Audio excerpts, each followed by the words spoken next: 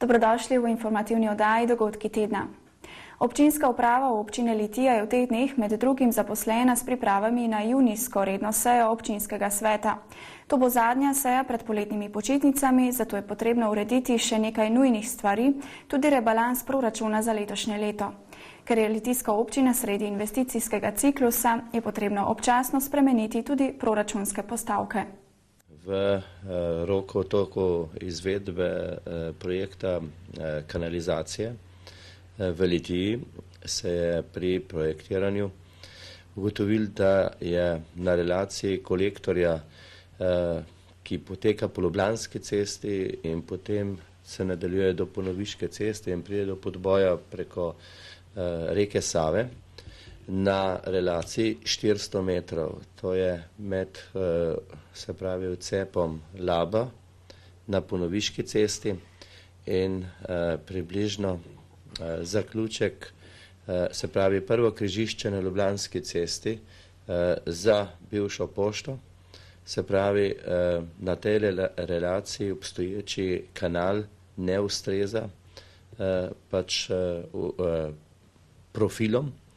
Gre predvsem za to, da je dejansko ta kanal se namesto, da bi imel istok v smeri reke Save, ima prav nasproten, se pravi, padec proti Ljubljani in je na nek način neustrezen. Z tega vidika je seveda potem ocena projektanta, da je potrebno na tej trasi zamenjati, se pravi, celoten kolektorski del in seveda ta, rekel, dodaten strošek je v tem trenutku ocenjen z projektantske ocene na 850 000 evrov, kar je zagotovo visoka cifra. Zagotovo bomo poskušali v pogajanjih priti do nižje številke. Gre pa za to, da je gradnja na tem delu ceste še toliko bolj zahtevna. Namreč gradnja bi potekala preko glavnega križišča po glavni cesti. Tukaj druge možne rešitve, kot se pravi sistem podvrtavanja, brez oviranja prometa ne pride v poštev. Tako da je sedaj projektantski predlog, da se na relaciji med odcepom za Cankarjevo cesto do odcepa za stavbe naredi v dolžini 150 metrov, se pravi, podvrtavanje po cesto, da se ne ovira prometa. Hkrati se pa potem na ostalih odsekih lahko, ko se bo kopal kanal, klasičen izkop in polaganje kolektorja, pa uredil, se pravi, delni obvoz v času, breku, same vgradne. Seveda bo mogla biti gradnja bistveno, breku, hitra in predvsem v teh najbolj ugodnih poletnih mesecih, kjer je prometa manj. Odkje pa denar, gospod župan, kje boste to vzeli? Zagotovo je zdaj to še velika neznanka, ki je vzeta denar. V tem trenutku potekajo razgovori z Ministrstvom za kmetijstvo in okolje, da pride do upravičenega stroška teh dodatnih del, ker dejansko prej ni bilo to dejstvo znano. Mi pričakujemo, da bo prišlo do tega upravičenja, predvsem pa bi si želeli, da bi nam ministrstvo omogočilo v tem trenutku vključiti ta del kot sestavni del projekta in da bi šele v fazi pri dokončanju projekta prišlo do končne odločitve ali opredeliti možnost pridobiti dodatnih virov, se pravi isti sistem financiranja kot na ostalih trasah, ali pa samo lastna udeležba. Že seveda ta slednja odločitev bi zagotovo nam pomenila veliko in seveda za to slednjo odločitev želimo, da jo pridobimo pred odločanjem na občinskem svetu, ker bo zagotovo ta odločitev zelo pomembna. Javni zavod Bogenšperk bo tudi to poletje pripravil sklop prireditev s skupnim naslovom Grajski večeri. Potekala bodo na gradu Bogenšperk, ki je odličen prostor za različne prireditve in se kot tak tudi uveljavlja v širšem slovenskem prostoru. V času krize je težko organizirati takšne prireditve in zanje zagotoviti finančna sredstva. Zato so prizadevanja javnega zavoda Bogenšperk toliko bolj hvalevredna. Letošnji grajski večeri menim, da prinašajo za vsak okus prireditev in da lahko vsak gledalec najde nekaj za sebe in pride na Bogenšperk. Morali bi se začeti prav danes zvečer, pa smo zaradi slabega vremena prireditev po mojem Slovenci, v predstavi, v kateri nastopa Boris Kopal, predstavili na petek 14. junija ob 21. uri, tako da vse povabim, da si v javnem zavodu rezervirajo karto in pridejo na grad, torej čez 14 dni. Drugače pa ostale prireditve po razporedu. To nedeljo nastopa na svojem že tradicionalnem pomladnem koncertu pevsko društvo Zvon, pridružil se jim bo mešani pevski zbor August Pavel iz Gornjega Senika na Madžarskem in pa otroci iz vrtca Šmartno, pa potem že prihodnjo nedeljo 9. otroški rompompom. Vabimo vse družine, da preživijo na gradu prijetno popoldne v grajskih ustvarjalnicah, v ogledi gradu, v lovu za zakladom v Grajskem parku in si ogledajo ob koncu dneva ob 18. tudi ljudkovno predstavo Šivilja in Škarice. Pa potem sledi razstava učence osnovne šole Šmartno. Najboljše izdelke bodo predstavili tudi našim obiskovalcem v Grajski galeriji in pa ob dnevu državnosti pripravlja mešani pevski zbor Anima, koncert ljudskih pesmi. V juliju pa prihajata k nam v goste priznana mednarodno uveljavljena umetnika gospa Manca Izmajlova in njen mož Benjamin Izmajlov, ki jo spremlja na violini. Pripravila bosta koncert najlepših Mancinih avtorskih pesmi in pa tudi drugih iz zakladnice zimzelenih melodij. V avgustu pa že tradicionalno viteške igre in tudi odprte nove razstave v Grajski galeriji. Več o našem dogajanju lahko spremljate na naši spletni strani in pa lepo vabljeni na grad Bogenšperk, na grajske večere ali na ogled gradu, na kavico ali pa doživljanje narave na naši Trim stezi. Ker se povezujemo z drugimi društvi, z drugimi organizatorji kulturnih prireditev, z veseljem sprejmemo v naš program dogodke, ki nekako sodijo v grajsko okolje in dosegajo določeno kvaliteto, tako da niso vedno zadaj tudi izplačila nekih velikih honorarjev in lahko stvari ponudimo v tem obsegu, kakor to leto. Določene grajske večere pa financira javni zavod Bogenšperk za prodajo vstopnic in pa za zagotavljanje sredstev tudi iz kakšne druge naše dejavnosti, tako da se trudimo, da grad čim bolj živi, da k nam prihajajo ljudje in se radi vračajo in se v grajskem okolju dobro počutijo. Za večino prireditev je res grajski atrij, tudi naša poročna dvorana pride v upoštev za tiste prireditve, ki jih lahko prestavimo 2 nadstropji više, določene žal ne moremo zaradi tehničnih podrobnosti in zahtevki, za katere moramo poskrbeti, tako da smo zelo odvisni od vremena, kakor se je zgodilo danes, tako prireditev odpadejo, prestavimo naprej. Nedeljski koncert pa bo ob vsakem vremenu. Pretekli petek je glasbena šola Litija Šmartno priredila zaključni koncert svojih orkestrov in komornih skupin. Prireditev je bila v dvorani Kulturnega centra Litija, na njej pa sta se predstavila oba šolska orkestra in številne komorne skupine, ki na šoli združujejo različne inštrumentaliste in njihove profesorje. Prvi je na koncertu nastopil šolski pihalni orkester, v nadaljevanju programa pa smo lahko slišali klavirski duo, klavirski trio, duet klavirja in harmonike, trobelni kvartet, malo godalno skupino, otroški pevski zbor, komorno skupino harmonik, kitarski ansambel in jazz skupino, kot zadnji pa je nastopil godalni orkester z razširjeno zasedbo pihal, trobel in tolkal. V zadnji točki koncertnega programa se je v orkestru pridružil posebni gost večera, igralec in izvrsten glasbenik Jure Ivanušič in z mladimi glasbeniki predstavil skladbo Great Balls of Fire. Vse glasbene točke orkestrov in komornih skupin glasbene šole Litija Šmartno so bile izvrstno pripravljene. Na odru se je zvrstilo skoraj 100 nastopajočih, ki so jih za skupno muziciranje z veliko dela, potrpežljivosti in ljubezni do glasbe pripravili njihovi profesorji. Kulturni center Litija pripravlja otvoritev razstave o preventivni arheologiji.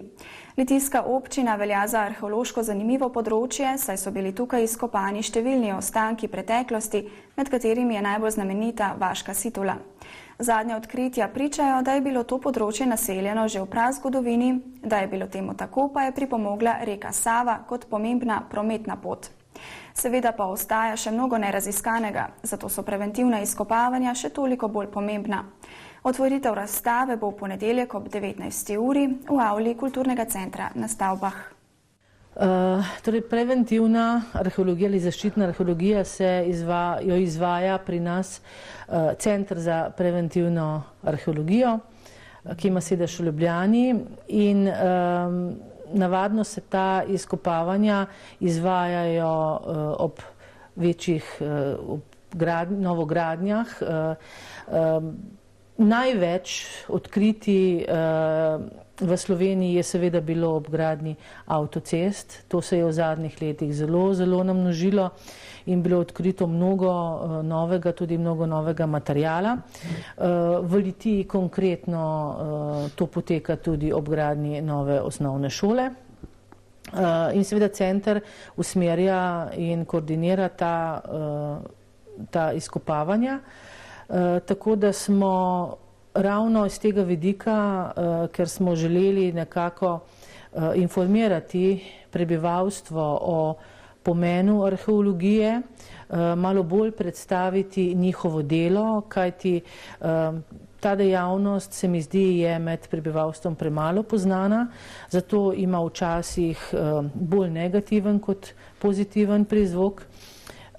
In potrebno je seveda širiti znanje tudi o tem, kajti arheologija je le tista, na podlagi katere, na podlagi izsledkov njihovih lahko rekonstruiramo najbolj davno preteklost.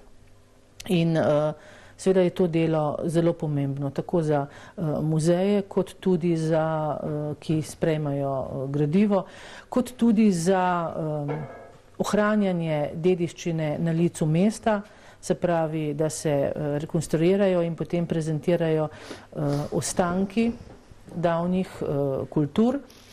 In ena razstava, ki smo jo pripravili na ploščadi pred športno dvorano, na panojih prikazuje delo arheologov ob večjih gradbiščih po Sloveniji, predvsem ob avtocestah, pa tudi ob drugih gradnjah.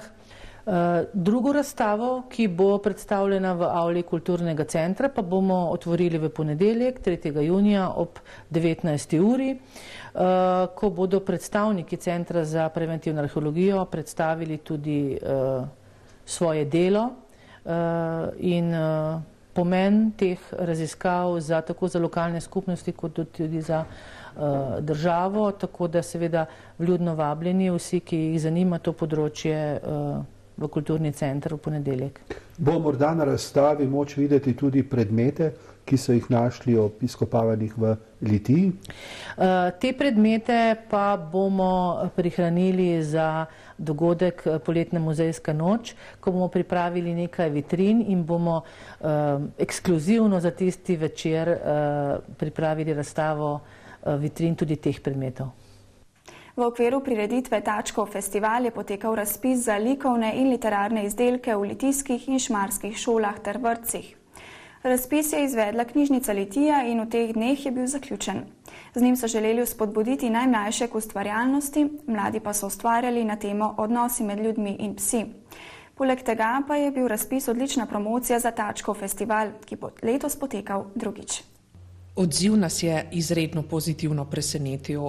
Saj veste, ko se prvič neka stvar dogaja, je odziv plašen, mlačen oziroma majhen ponavadi. Ampak če gre za otroški svet, je pa drugače. To smo se letos naučili. In prišlo je na ta natečaj kar blizu 300 upodobitev psov, odnosov med ljudmi, med otroci in psi in podobnega. Tako da res smo zadovoljni. Tudi vzgojiteljice in učiteljice so ubrale zelo različne tehnike upodabljanja. Tako da imamo različne krpanke, se pravi celo grafike, risanje, risbe, lepljenke, raznovrstne načine ustvarjanja, skratka. Tačkov festival je tako rekoč pred vrati. Boste te rezultate tega natečaja objavili na sam festival ali kako sedaj zaključiti ta projekt? Ja, ravno ta, bom rekla, množičnost nas zdaj malce bega, ampak mislim, da bomo skupaj z vsemi, ki jih Tačkov festival zanima, temu kos. Tačkov natečaj se bo čisto, bom rekla, tako formalno zaključil 7. junija zvečer ob 7. tukaj v knjižnici, kjer se bomo potrudili, da bomo vse te prispele izdelke dali na razstavo, tako da bodo lahko otroci in njihovi starši stvaritve videli tako pred tem dogodkom, kot tudi v naslednjih dneh. Razstava bo kar nekaj časa na ogled. Na sami prireditvi, torej 7. junija zvečer ob 7. pa bomo razglasili najboljše, ker to je tudi nekako smisel. Pa še v najboljših morda. V natečaju smo zapisali, da bomo nagradili 10 likovnih in 10 literarnih prispelih izdelkov oziroma stvaritev. Pa se je nekako izkazalo, da se res ne moremo omejiti samo na 10 likovnih izdelkov in da bomo nagrade potegnili oziroma razširili na 25 izbrancev. Komisija za izbor najboljših pa je svoje delo opravila že včeraj in je že izbrala teh 25 najlepših risb, najlepših ustvarjenih izdelkov. Sama prireditev v knjižnici pa je namenjena tudi spominjanju na Naceta Simončiča, na njegovega Tačka, ki nam je vsem dal navdih, polet, da zdaj se družimo, ustvarjamo in se veselimo ob vseh prireditvah, ki jih Tačkov festival ponuja. Organizatorji so v okviru Tačkovega festivala pripravili kar nekaj dogodkov. V petek ob 9. in 11. uri bo delavnica Brez strahu pred psom v parku na stavbah. Ob 10. uri bo v kulturnem centru na stavbah predstava Sapra Miška 2 v izvedbi mini teatra. Ob 17. uri pa Tačkove ustvarjalne delavnice in animacija za otroke in mladino v mladinskem centru. V petek ob 19. uri pa bo v knjižnici Litija, kot že rečeno, zaključek nagradnega Tačkovega natečaja in razglasitev najboljših del posvečen spominu Naceta Simončiča. V soboto se bo dogajanje nadaljevalo, med 9. in 11. uro bo v parku na stavbah za družine in vse ljubitelje štirinožcev prikaz spretnosti psov pri premagovanju ovir. V primeru slabega vremena prireditev odpade. V nedeljo vas Polšničani vabijo na 17. pohod od Cerkvice do Cerkvice. Zbor pohodnikov bo ob 8:30 v centru Polšnika. Na postojankah se bodo predstavili zanimivi glasbeniki. Skupina Volk Folk, pihalni orkester Kranj, pevski zbor Ivana Cankarja z Vrhnike, ki bo prepeval pri maši v naravi ob 13. uri. Zaključna prireditev z ansamblom Čepon bo ob 14. uri pri lovski koči pod šotorom z veliko plesa, nagradami za pohodnike ter stojnicami z domačimi izdelki.